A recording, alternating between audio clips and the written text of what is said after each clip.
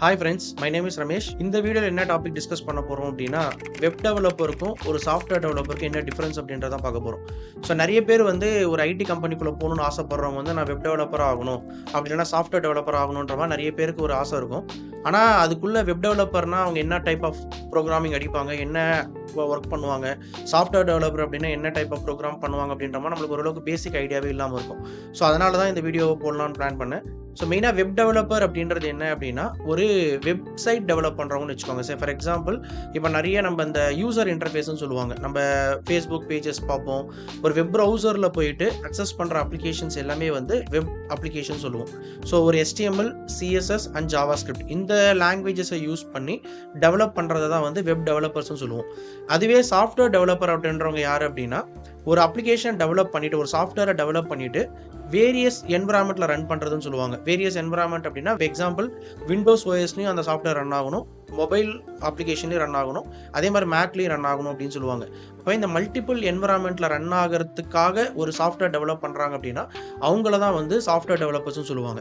So இதுக்கான languages பார்த்தீங்க அப்படின்னா ஜாவா, பைத்தான், C# இந்த மாதிரி லாங்குவேஜஸ் யூஸ் பண்ணி டெவலப் பண்ணுவாங்க. ஸோ அப்போ வெப் டெவலப்பர் அப்படின்றவங்க HTML, CSS, JavaScript ஒரு யூசர் இன்டர்ஃபேஸ் கிரியேட் பண்ணுறதுக்கு, ஒரு ஹியூமன் வந்து ஒரு பேஜை பார்த்து ஈஸியாக அண்டர்ஸ்டாண்ட் பண்ணுற மாதிரி ஒரு பேஜை கிரியேட் பண்ணுற ஒர்க்கை வந்து வெப் டெவலப்பர்ஸ்னு சொல்லுவாங்க. அந்த பேக் எண்டில் பிஸ்னஸ் லாஜிக், இப்போ நான் எழுதின கோடை வந்து மல்டிபிள் OSஸில் ரன் பண்ண முடியும், எல்லா டைப் ஆஃப் அப்ளிகேஷன்ஸுமே என்னால் டெவலப் பண்ண முடியும் அப்படின்றத தான் வந்து சாஃப்ட்வேர் டெவலப்பர்ஸ்னு சொல்லுவாங்க. இன்னும் ஒரு மீனிங் என்ன சொல்லுவாங்கன்னா, சாஃப்ட்வேர் டெவலப்பர்ஸ் அப்படின்னா மல்டிபிள் லேயரை வந்து இன்டகிரேட் பண்ண முடியும்னு சொல்லுவாங்க. இப்போ ஒரு யூசர் இன்டர்ஃபேஸாக நான் கிரியேட் பண்ணிட்டேன், மேபி மொபைல் யூசர் இன்டர்ஃபேஸாக இருக்கட்டும், இல்லை வெப் இன்டர்ஃபேஸாக இருக்கட்டும்.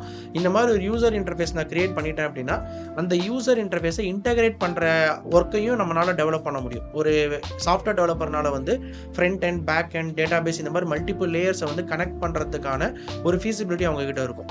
ஸோ அப்போ ஒரு சாஃப்ட்வேர் டெவலப்பர் அப்படியே போயிட்டீங்க அப்படின்னா மல்டிபிள் என்விரான்மெண்ட்டில் ஒரே சாஃப்ட்வேர் எப்படி எக்ஸிக்யூட் பண்ண வைக்கிறது, எப்படி இன்டகிரேட் பண்ணுறது அப்படின்ற கம்ப்ளீட் ரோல் வந்து சாஃப்ட்வேர் டெவலப்பர்கிட்ட இருக்கும். அதுக்கான எக்ஸாம்பிள் லாங்குவேஜஸ் தான் ஜாவா, பைத்தான், .NET மாதிரி. இதுவே வந்து வெப் டெவலப்பர் அப்படின்றது வந்து கம்ப்ளீட்டாக வந்து ஒரு ஃப்ரண்ட் அண்ட் பேஜை கிரியேட் பண்ணுறதுக்காக, ஒரு யூசர் இன்டர்ஃபேஸ் பேஜ் கிரியேட் பண்ணுறதுக்காக யூஸ் பண்ணுறது. அதுக்கு தேவைப்பட வேண்டிய லாங்குவேஜ் தான் வந்து HTML, CSS and JavaScript. So இப்போ உங்களுக்கு ஒரு கிளியர் ஐடியா கிடைச்சிருக்கும். ஓகே, வெப் டெவலப்பர் அப்படின்னா இந்த லாங்குவேஜ் படிக்கணும், சாஃப்ட்வேர் டெவலப்பர்னா கண்டிப்பாக ஒரு ப்ரோக்ராமிங் பேக் அண்ட் லாங்குவேஜ் படிக்கணும் அப்படின்ட்டு.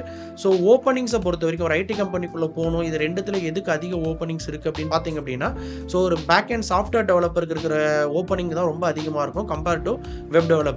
ஸோ அதனால் வந்து நீங்கள் என்ன லாங்குவேஜ் சூஸ் பண்ணணும் அப்படின்றத ஃபஸ்ட்டு டிசைட் பண்ணுங்கள். ஒன்று வெப் டெவலப்பராக போகிறீங்களா இல்லை சாஃப்ட்வேர் டெவலப்பராக போகிறீங்களா அப்படின்றத டிசைட் பண்ணிவிட்டு அதுக்கான லாங்குவேஜை சூஸ் பண்ணி ப்ராப்பராக படிச்சிங்க அப்படின்னா இது ரெண்டுத்தில் ஏதாவது ஒரு டெவலப் பண்ணிட்டு ஈஸியாக ஐடி கம்பெனிக்குள்ளே போக முடியும்.